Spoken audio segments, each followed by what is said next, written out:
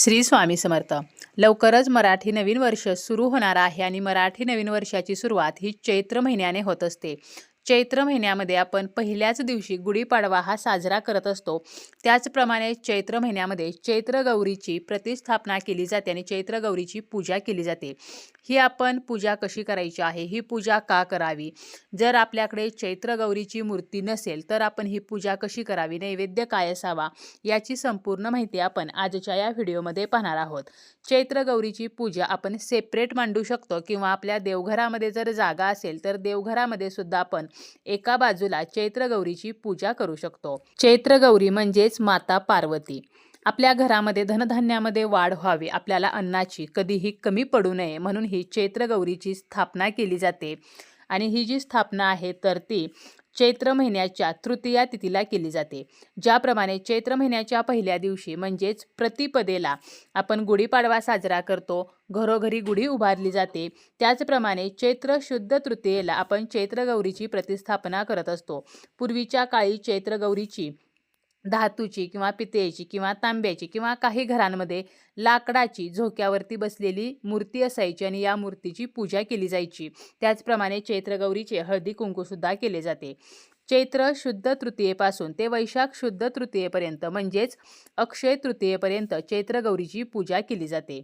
आता आपल्याला ज्या ठिकाणी ही पूजा मांडायची आहे तर ती जागा स्वच्छ करायची आहे. आपण आपल्या देवघराच्या जवळ सुद्धा ही पूजा मांडू शकतो. त्या ठिकाणी आपल्याला पाट किंवा चौरंग मांडायचा आहे. त्याभोवती छान अशी रांगोळी काढायची आहे. त्यानंतर त्यावरती एक आपल्याला लाल रंगाचं वस्त्र अंतरायचं आहे आणि सर्वप्रथम आपल्याला दिवा लावून घ्यायचा आहे. आपण तुपाचा दिवा लावू शकतो किंवा तेलाचा दिवा लावला तरीसुद्धा चालतो. आणि एका बाजूला आपल्याला गणपतीची पूजा करायची आहे. आता जर आपण देवघरामध्ये ही पूजा करणार असू तर फक्त आपल्याला या मूर्तीची स्थापना आपल्या देवघरामध्ये एका बाजूला करायची आहे. गणपती बाप्पांची आपल्याला त्या पाटावरती किंवा चौरंगावरती एका बाजूला स्थापना करून घ्यायची आहे. गणपतीची मूर्ती असेल तर तिला अभिषेक करायचा आहे किंवा आपण सुपारीचा सुद्धा वापर करू शकतो. त्यानंतर आपल्याला एका बाजूला म्हणजे आपल्या उजव्या हाताला थोडेसे तांदूळ ठेवून त्यावरती गणपतीची मूर्ती ठेवायची आहे. त्या मूर्तीला हळदी कुंकू आपल्याला व्हायचं आहे. त्यानंतर थोड्याशा अक्षता व्हायच्या आहेत, दुर्वा व्हायच्या आहेत, जास्वंदीचं फूल आपल्याला अर्पण करायचं आहे आणि गूळ खोबरे जे आहेत तर ते नैवेद्य म्हणून ठेवायचं आहे. त्यानंतर त्या पाटावरती मध्यभागी आपल्याला तांदळाचं अष्टदल कमळ काढायचं आहे. जर आपल्याला तांदळाचं अष्टदल कमळ काढणे शक्य झालं नाही तर फक्त आपल्याला तांदळाची रास जी आहे तर ती घालायची आहे. म्हणजे थोडेसे तांदूळ ठेवायचे आहेत आणि त्यावरती आपल्याला चैत्र गौरीची मूर्ती ठेवायची आहे. या मूर्तीला सुद्धा आपल्याला अगोदर एका तामणामध्ये ठेवून पंचामृताचा अभिषेक करायचा आहे किंवा आपण फक्त पाण्याचा अभिषेक केला तरी सुद्धा चालेल. आणि ती मूर्ती कोरडी करून आपल्याला त्या अष्टदल कमळावरती ठेवायची आहे आणि तिची आपल्याला पूजा करायची आहे. म्हणजेच काय तर त्या मूर्तीला आपल्याला हळदी कुंकू व्हायचं आहे, वस्त्रमाळ घालायची आहे, फुले अर्पण करायची आहेत, त्यानंतर पत्री व्हायच्या आहेत. म्हणजे दुर्वा, तुळस अशा ज्या पत्रे आहेत तर त्या आपल्याला त्या मूर्तीला व्हायच्या आहेत. आणि त्या मूर्तीसमोर आपल्याला 5 विडे किंवा 5 विडे ठेवणे शक्य नसेल तर एक विडा ठेवायचा आहे. विड्याची 2 पाने एकावरती एक ठेवायची आणि त्यावरती आपल्याला दक्षिणा म्हणजे एक नाणं ठेवायचं आहे, हळकुंड, त्यानंतर सुपारी, खारीक, एखादं फळ असा विडा तयार करून पानाची देठे मूर्तीकडे येतील तर अशा पद्धतीने आपल्याला हा विडा ठेवायचा आहे.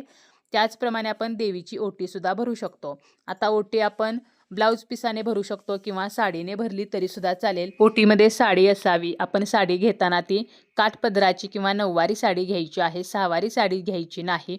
आणि सुती आणि रेशमी साडी घ्यायची आहे. त्यावरती एक खण असावा, त्याचप्रमाणे गहू किंवा तांदूळ असावेत, एक नारळ असावा, हळदी कुंकवाच्या पुड्या असाव्यात, त्याचप्रमाणे खोबऱ्याची वाटी, एक सुपारी, एक हळकुंड. हळकुंड घेताना ते लेकुरवाळ घ्यायचं आहे, एक बदाम, एक खारीक, एक वेलची, 1 किंवा 5 फळे, त्याचप्रमाणे गजरा किंवा वेणी. आणि यथाशक्ती आपल्याला दक्षिणा सुद्धा ठेवायची आहे. 11 रुपये किंवा आपण अगदी 51 रुपये, 101 रुपया असं सुद्धा ठेवू शकतो. आणि एक सौभाग्यवान ठेवायचं आहे. मग यामध्ये आपण काचेच्या हिरव्या बांगड्या ठेवू शकतो किंवा हळदी कुंकवाचा करंडा, टिकली पॉकेट किंवा एखादं छोटंसं मंगळसूत्र.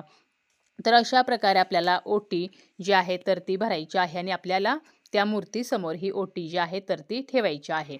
अगरबत्ती, धूप लावायचा आहे आणि आपल्याला अन्नपूर्णेची आरती करायची आहे. त्यानंतर नैवेद्य दाखवायचा आहे. नैवेद्यामध्ये पंचामृत किंवा फळे, शेवयाची किंवा गव्हाची खीर, कैरीचे पने, हरभऱ्याची उसळ, पुरी तर असं आपण नैवेद्य बनवू शकतो. नैवेद्यामध्ये जे काही पदार्थ आपण बनवणार आहोत तर ते अन्नपदार्थ जे आहेत तर ते सात्विक असावेत. त्यामध्ये आपल्याला कांदा लसणाचा वापर करायचा नाही. त्याचप्रमाणे देवीला ओले खोबरे आणि गूळ हे अत्यंत आवडीचे आहे. त्यामुळे आपण ओले खोबरे आणि गुळाचा वापर करून काही पदार्थ बनवून ते सुद्धा नैवेद्यामध्ये ठेवू शकतो. अशा प्रकारे आपण चैत्रगौरीची प्रतिस्थापना करायची आहे आणि तिची पूजा करायची आहे. चैत्र महिन्याच्या तृतीया तिथीपासून ते अक्षय तृतीयेपर्यंत आपण ही पूजा करत असतो. आता जर आपल्याकडे चैत्रगौरीची मूर्ती नसेल तर आपल्या घरामध्ये जी अन्नपूर्णेची मूर्ती आहे तिची आपण स्थापना करू शकतो आणि तिची पूजा करू शकतो.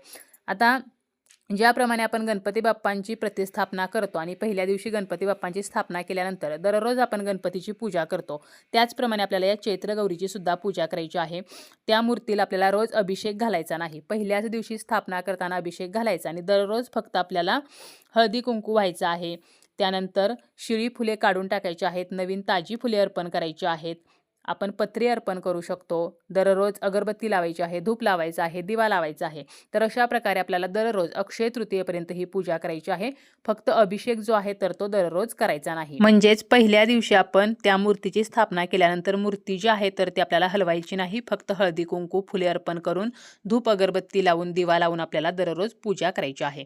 आपण जी ओटी भरलेली आहे तर अक्षय तृतीयेनंतर आपण ही ओटी स्वतः वापरू शकतो किंवा एखाद्या सौभाग्यवतीला घरी बोलावून तिला हळदी कुंकू लावून तिला आपण माता पार्वतीचं रूप मानून ही ओटी जी आहे तर ती दिली तरी सुद्धा चालेल.